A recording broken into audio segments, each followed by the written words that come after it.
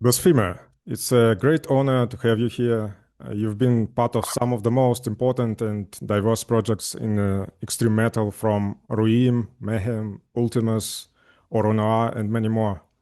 I'd love to talk about your journey as a musician, your creative process, and of course, your upcoming show in Buenos Aires.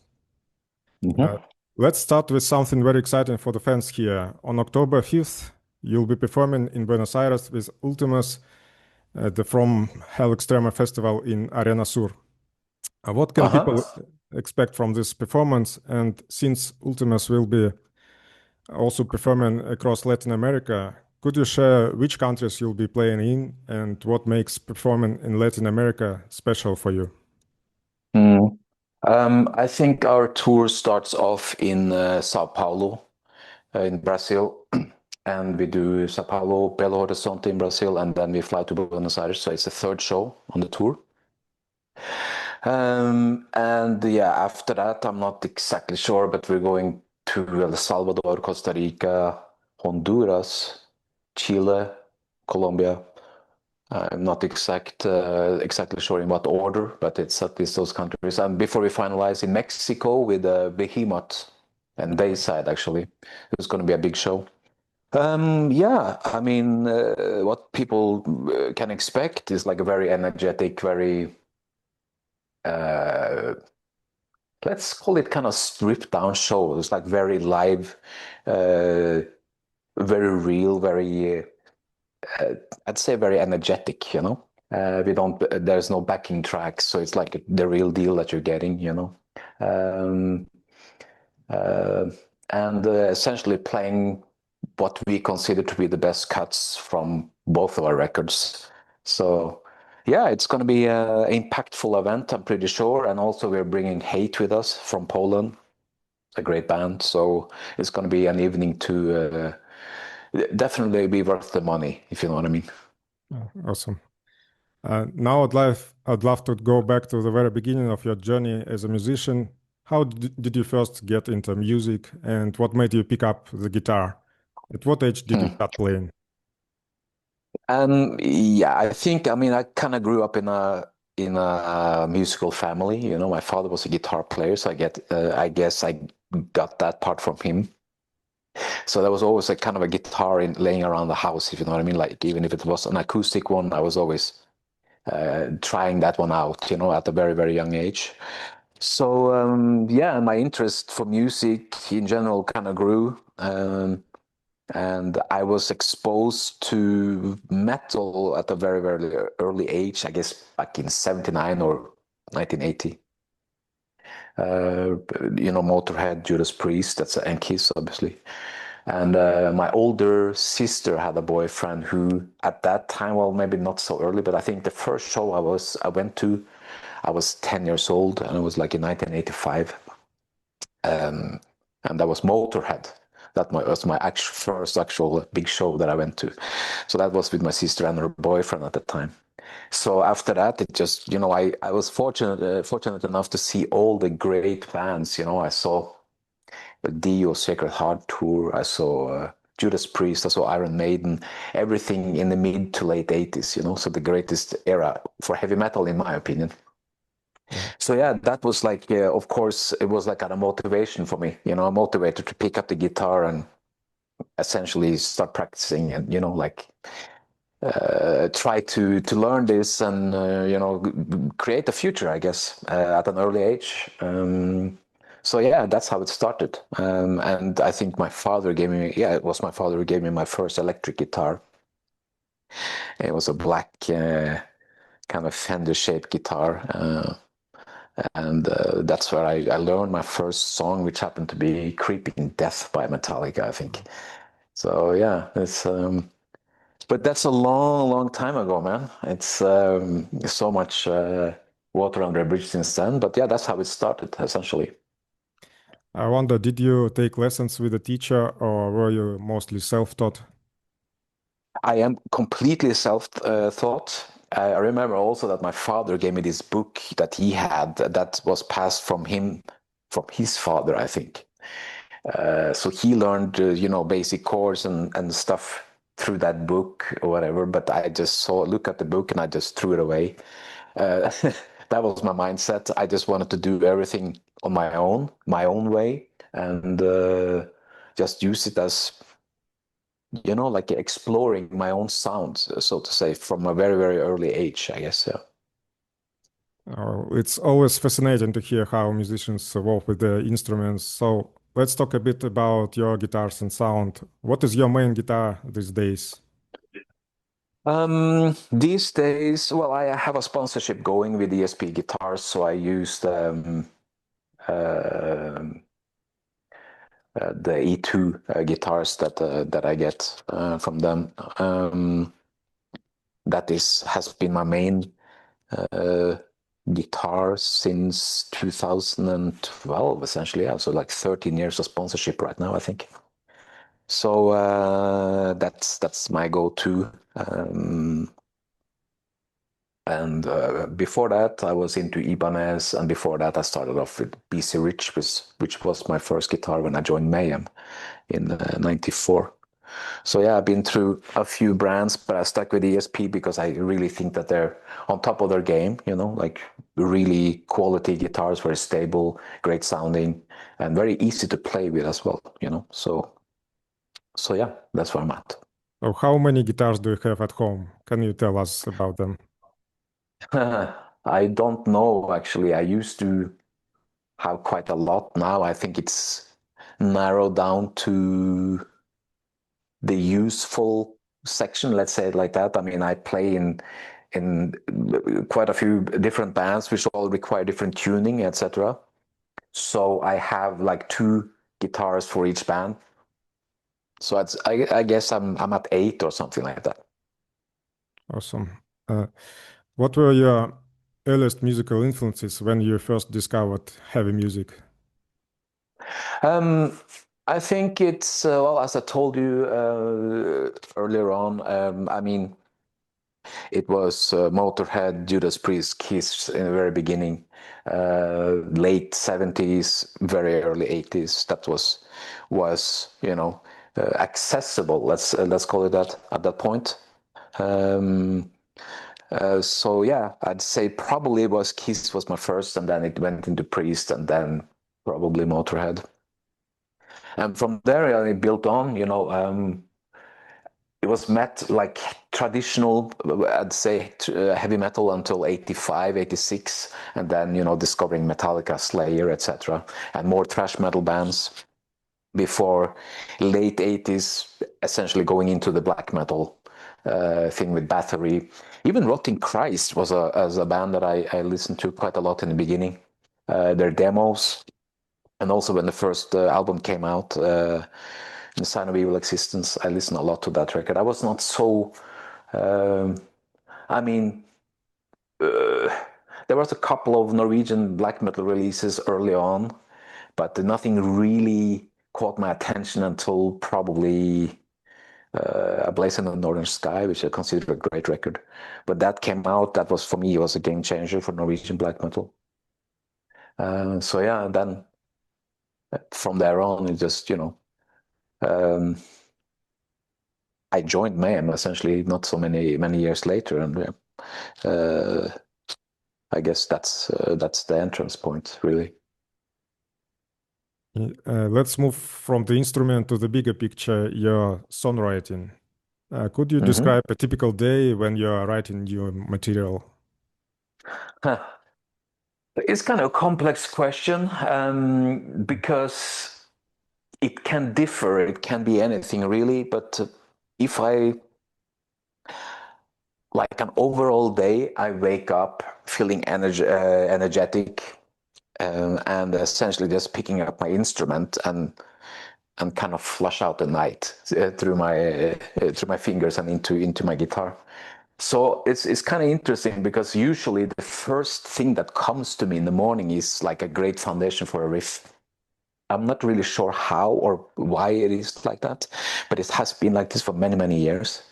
Um, so yeah, this is usually I create a starting point very early in the morning. I don't necessarily work further on the song that day, but I keep it because I do a lot of songwriting in my head, actually, as opposed to sitting and playing. I think it's more, I go for walks, as I did when I essentially wrote the whole Grand Declaration of War, walking around in Oslo. But I still tend to do some of the same. You know, I walk a lot and I think about how to attack the song differently, because I don't want to repeat myself.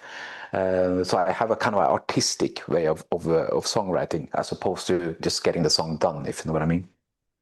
For me, this is not like a kind of a mass-produced kind of factory setting. You know, it's more like having a unique approach and create a different energy or different beasts, so to speak, with every song. So yeah, I try to approach things differently from song to song. So yeah, it kind of differs, but it usually starts with that one solid idea that comes usually in the morning, and from there on I work further.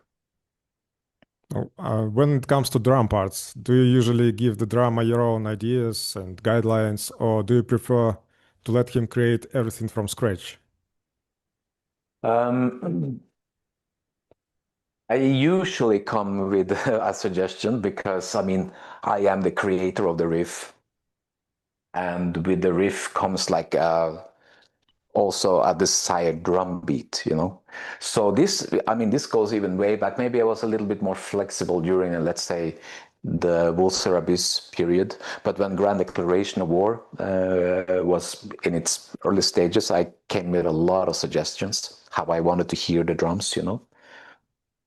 Because, well, they're intertwined, you know, the riff and the beat. So it's all about optimizing each other, you know. So that's when, for sure, that I became a little bit more, let's say, determined of how I wanted the drums. It started back then.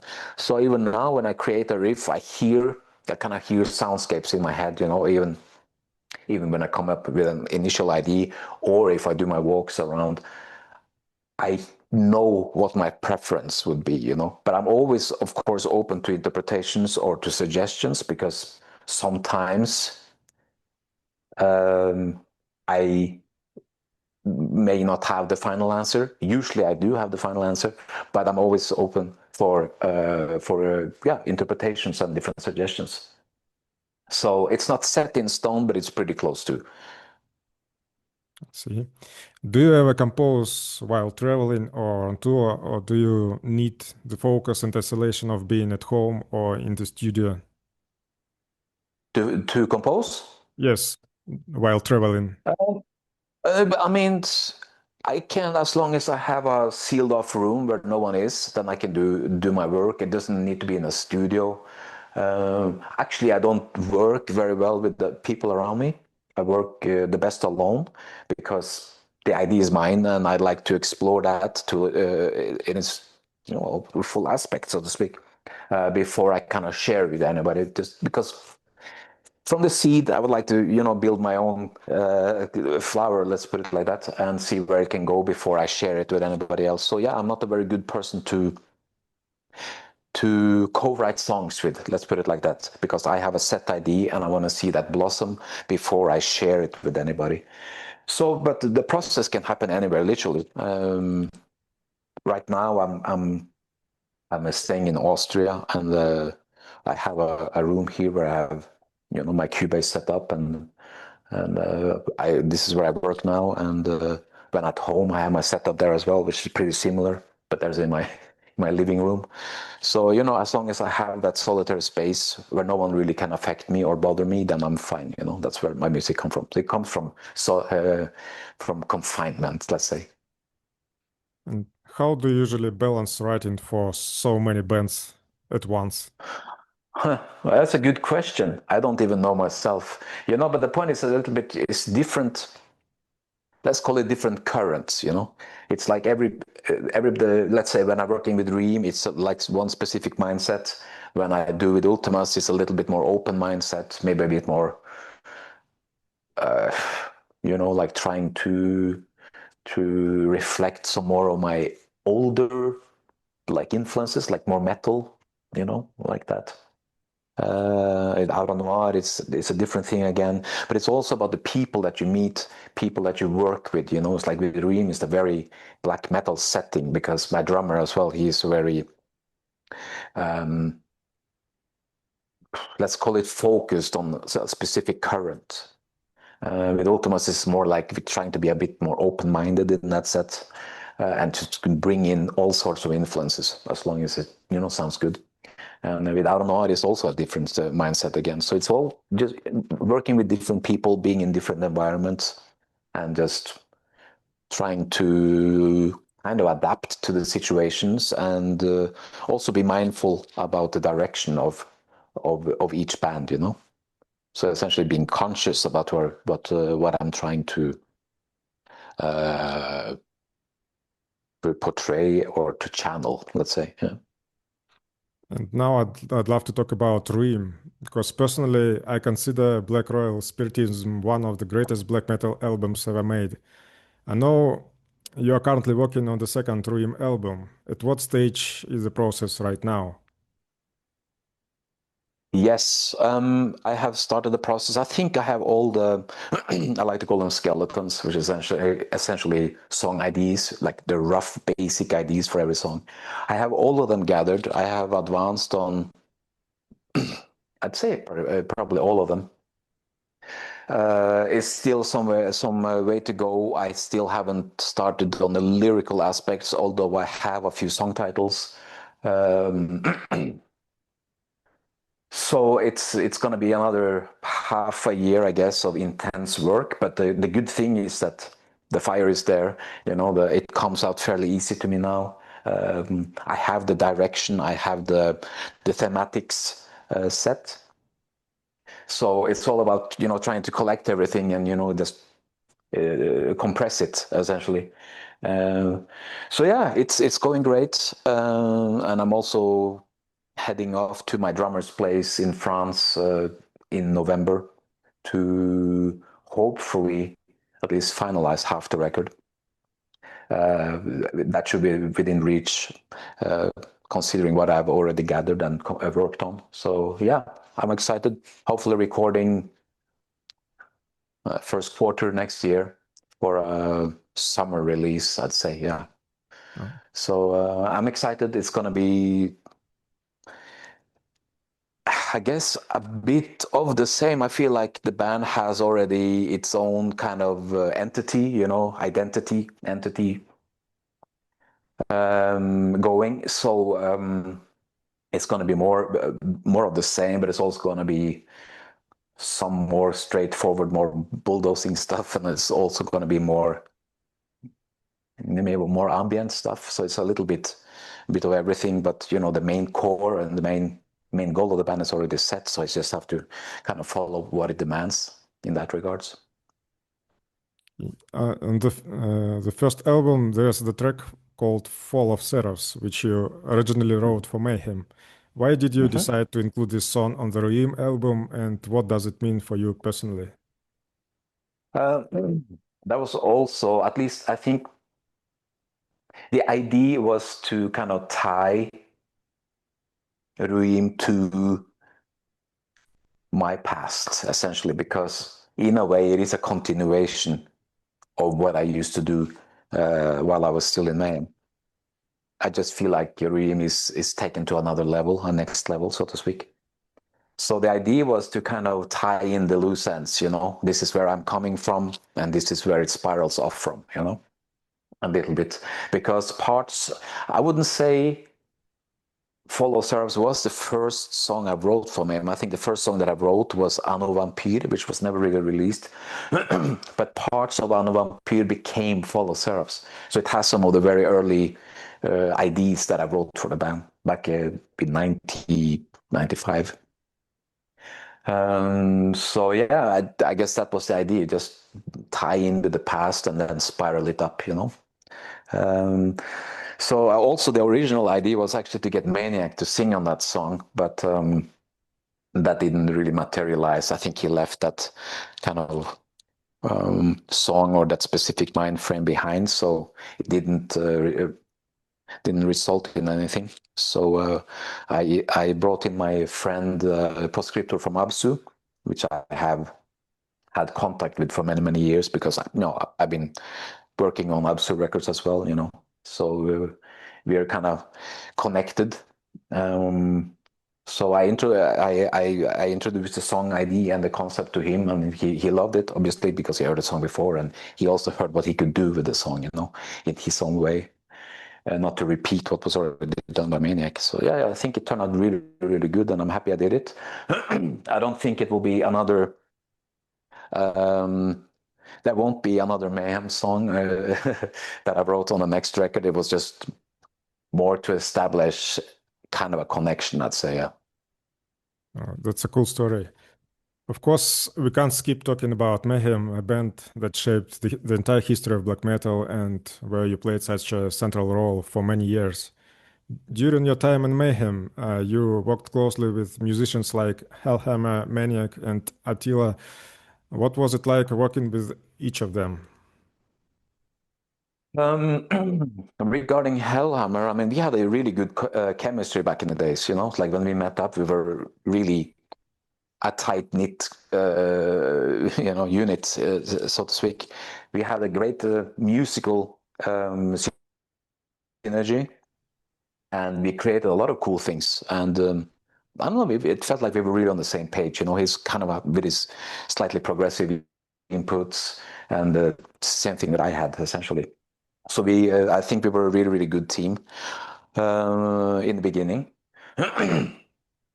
The same thing with Maniac, I'd say, especially during Grand Declaration of War, we were working quite not only intensely but also kind of close. He came to my place a lot, and with the rough sketches of lyrics, etc., to like establish or set the mood for something, so we could work and develop something together.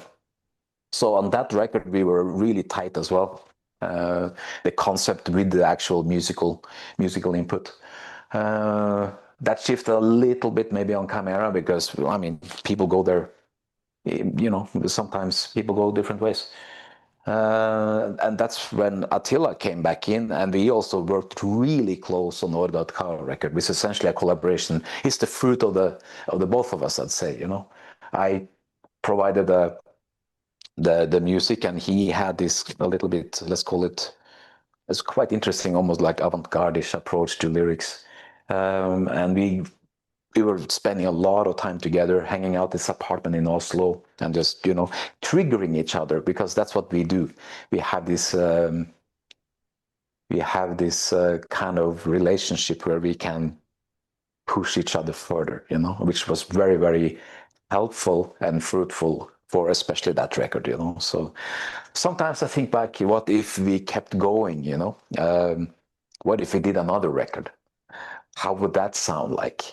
But yeah, I guess we will never find out. But it's a fun thought to ponder about. Yeah. Do you still keep in touch with any of the members today? I mean, Yeah, I do. I mean, I do Blood, Fire, Death, which is a tribute to Bathory and Quarton. And Attila has joined on stage at least, I think, maybe 3 occasions now. One time in Poland, one in Romania, and one more, which I can't remember. So yeah, and every time I meet him, it's the same old. Attila is the same old, and I guess so am I to a certain extent, although there's a lot of water under the bridge, or like time has passed. We all became what we was intended to be, but yet still when we meet, it's like no time has passed at all, which is really cool. Do you have a favorite Mayhem album, either musically or emotionally? I'd say, I mean, I don't have one, I have 2. I think both Grand Declaration and Ordo.co, because they represents like the opposites of each other, and completely different ways of attacking music. Also, like energy-wise, I mean, it's like how we did it, and studio-wise as well. We were in this super fancy studio with Gran, and with Ordo.co, we were in a cool studio, but like literally opposite. So everything was like completely different settings, and Chimera somehow is placed in between these 2 records, obviously, but also literally, like in terms of music and energetic input. So yeah, I'd say both of those records because I think they're both kind of groundbreaking, but in their own regards, in their own way. So yeah, I hold all of the records dear, of course, but those two are like very kind of standout records for me personally. Iconic albums. If you compare your approach to writing and performing in Mayhem to what you are doing now with Ruïm or Ultimas, what feels most different? Songwriting wise, Yeah. I don't know. I mean, obviously, I think in Ultimas it's a little bit more of kind of a jammed out approach. Now we have a new drummer in Pavel, ex-drummer of Hate, ex-drummer of Vader. He plays with us now, so Flo is not a part of us anymore. But I'll have a great chemistry with Pavel. And essentially how we do it is we just go into the rehearsal room and we start to jam, I start with a riff, he gets on with a beat, and from there on we just keep on jamming for hours essentially. And then we record everything and then we listen to it and we take out the best bits, save it, and then we work on that at a later stage. With Ruïm it's a bit more like me channeling something from inside, or how you want to call it. So it's more kind of, I'd say, introverted way of writing. I pretty much lay out the whole concept, and then I go and meet my drummer Cesar in Dijon in France. We work on this, maybe advance a bit, then I go back home and I continue working on it. So it's a little bit, I'd say Ultimas is a bit more spontaneous in that regards. Ruïm is a bit more introverted and maybe focused somehow, It's like a totally different energy that I want to convey. There's a different vibe and current that I want to ride, that needs to get out in the music. With Ultimas, it's a little bit more kind of a playful approach, I'd say. It's more like jamming and, just hanging out with the guys, so to speak. Whereas Ruïm is more philosophy. Yeah. Okay. And I wonder, how did you first join Mayhem? Who invited you to join the band? And did you have to go through any audition? Well, not really audition. No, I think I was pretty much the only one that I had in mind. There was me and another guy. I wonder if they essentially, it was Hellhammer who invited me, but I also wonder if he had in mind of having two guitar players. I don't really know that. But for me, it was that basically just showed up and we did rehearsal. I mean, we rehearsed the whole Demonstratis record. And that was pretty much it, He knew what I was capable because I'd worked with him before. And prior to Mayhem, I had worked with him it was supposed to be Mortem, I think. Some years prior, he invited me to Mayhem. So yeah, he knew that I was a good guitar player. He knew that we had the chemistry, and he knew that we got along and that there was something going on there, in terms of the chemistry and musicality. So that's how he called me up after the Mortem thing, which ended kind of abruptly due to some arguments. And I was like 1 year on my own trying to start a black metal band where I grew up with some local friends. And then suddenly one October evening, Hellhammer was on the phone. It was like, hey, long time no see. And then we were like, yeah, what's up? And then he essentially just asked me to join Mayhem. And yeah, a couple of days later, or maybe a couple of weeks later, I was in the rehearsal room, the Mayhem rehearsal room, and we were playing Demonstratis like from start to finish, and that was it pretty much. Yeah. Cool. Blasphemer, I know that music for you is very personal and even spiritual. I'd love to hear more about your collaboration with the other members of Aura Noir and Ultimas when writing music. How do you usually exchange ideas with your bandmates in each band? Again, as I told you, with Ultimas, it's more like this this jamming part, but so David usually sits and pay attention to what we are doing, and he comes with suggestions in terms of song structure. I think that's David's strongest point, and he's very good at that. And so once we have like kind of jammed out or created enough content to be worked on that has kind of the same vibe, he also comes in and helps putting things together. So it's like collaboration between the three of us, I'd say. The same thing with Aura Noir, essentially.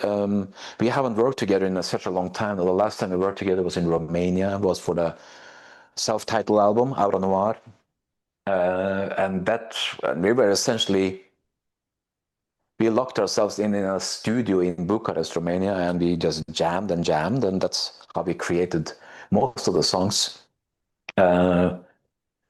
Now it's a little bit different. We're working on a follow-up as well. I haven't been as much involved in that one as the previous one, but I'm meeting them now again in November to see where it goes. And yeah, it's a little bit similar to the Ultimas process, I'd say, in terms of writing music and working together.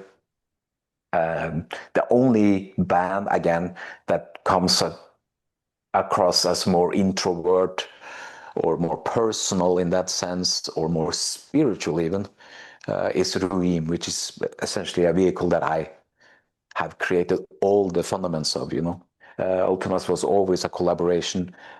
The same thing with Aura Noir. See, you've already mentioned Blood, Fire, Death project. I'd like to talk about it. This is the Bathory tribute, and how did the idea of this project first come about?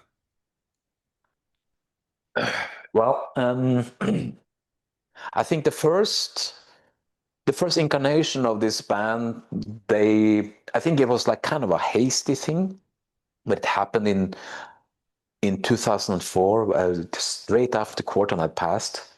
They decided that they wanted to do a tribute. I think at that time it was called Hold in the Sky. It was a festival in Bergen. So at that time, a lot of musicians were invited to, make a tribute band. Because this was very, very shortly after Quarton had passed. So it felt very fitting. And of course, this idea came back up now since it was 20 years since his passing. Same festival, different name, a little bit bigger format. So that's how it came about. The same organization behind Beyond the Gates it's the same people who did Hole in the Sky as well. So the main guy, Ruïm, called me up or sent me an email asking if I were willing to participate in that and essentially do a follow-up to what was done in 2004. So yeah, immediately I accepted because I thought, for me, Bathory has been and still is like a huge part of my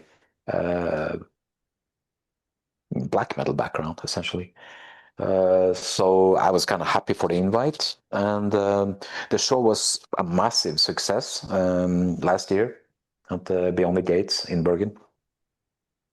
So I guess I think it was me who asked, or at least laid out the idea of, what are the odds of us doing this again, in an exclusive festival setting.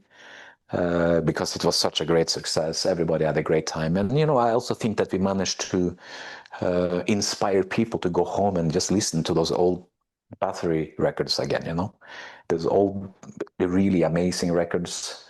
And people even told me that, they just wrote me several days later, thank you for this show, it was amazing. The thing we did was go straight back home and listen to Blood, Fire, Death or Under Sign of the Black Mark or whatever, So I think it kind of reignited people's love for Bathory. And, it's a way of remembering, that's what it is. Just for me, it's a way of telling people, hey, this is where it kind of started, Don't forget where it came from.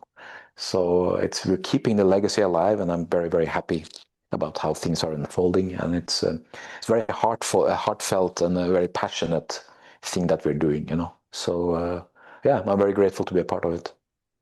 And do you think there's a chance that we could see Bloodfire Death perform in Argentina one day? Well, I hope so. We were supposed to to do 3 shows in now this October, this coming October, but they were sadly cancelled. But I do think that there will be some shows in South America next year. So let's hope for that. That would be great. That would be great. And if you had to choose one Bathory album that resonates with you the most, which one would it be and why? It's kind of funny because I think the first song that I heard was in 1988, 89 when the album came out. It was Bloodfire Death. It was a title track. It was played on Swedish radio. Uh, yeah, and I was hooked from the very, very beginning. Such an atmospheric piece of music I'd never heard before, you know. And so I'd say because of that, probably Bloodfire Death resonates me highest in that sense, but also in terms of actual, let's call it hit songs, I would say Under Sun of the Black Mark.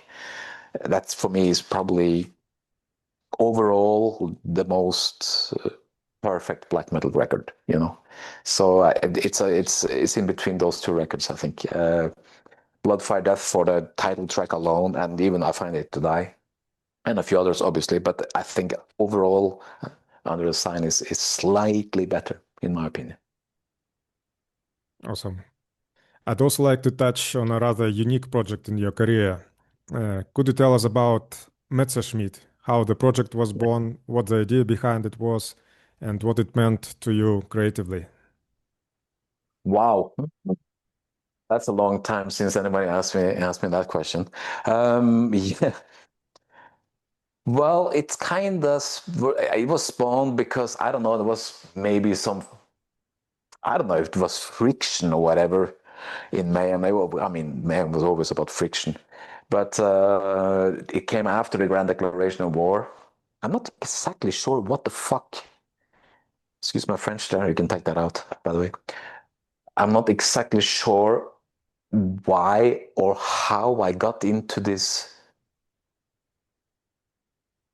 that kind of frame of mind. I had to do with some trouble with authorities, I'm sure, at the time. That I wanted to. That probably spawned the idea of this very totalitarian thing. So that's what essentially Messerschmitt was born out of. And musically, I mean, somehow it kind of held similarities to what I did on the Grand Declaration of War album, but more straightforward, you know, and obviously more industrial, like ugly industrial. So yeah, and it's to tell you the truth, it was, it still is a really weird project, and people have been asking me if I want to take it further. I mean, do actual full-length record. I don't think that is, well, everything is possible, obviously, but I don't think that's something that I really want to do. It felt like a one-time catalyst kind of way to get something out of the way, you know, instead of like a full-blown ban, so to speak. So yeah, it's difficult for me to find words regarding this project because it was in very tumultuous times and it was a lot of substances involved, and it was just crazy times, you know. And I guess I wanted a little bit of that shock effect as well, which I certainly managed. So, well, it still holds some great ideas, actually. But yeah, I don't think I'll bring it any further. I see. Looking ahead, I'd love to hear what's next on the horizon for you and your bands. Besides Ruïm, are there any other projects where new music is being developed right now? No, not really. I mean, I feel like between the Ruïm and Ultimas and also Aura Noir, obviously, that I have enough um, to work on. Let's put it like that. That's one thing that I really would like to take one one record at a time. Right now, I'm really focusing on the Ruïm record, trying to gather all the necessary means and the energy that I need to in order to fulfill it. So I don't want to spoil this energy or this moment by working on so many different things. So first now is Ruïm, and then Aura Noir, and then eventually Vltimas. And then we'll see. I'm a very creative artist, so there's always ideas for doing something else, you know, within the metal realm.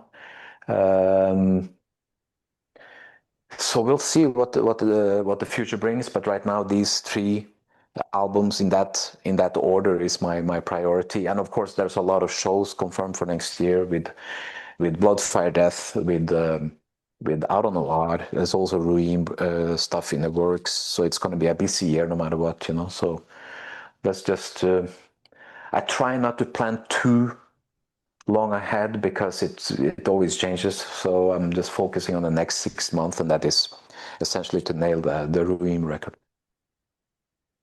Regarding live shows, besides Ultimas, what tours are planned for this year?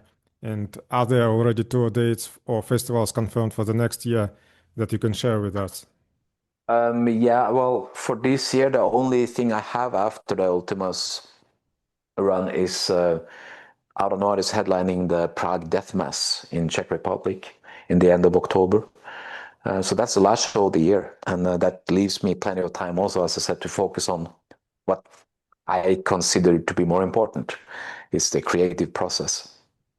Other than that, there's shows coming up. It's already a couple of festivals, like Alcatraz is confirmed, some German festivals with Aura Noir. And the Blood, Fire, Death, we have also an American festival, Hell's Heroes in Texas in March next year. We have Norwegian big festival, and we also have a big festival in the UK, and more things are coming up. So it's going to be very, very busy. Blasphemer, thank you so much for taking the time to talk today. It's been a real pleasure diving into your music and hearing more about your journey. I'm really looking forward to seeing you live with Ultimas here in Buenos Aires on October 5th at Arena Sur. See you there. Great, man. See you there, man. Thank you very much.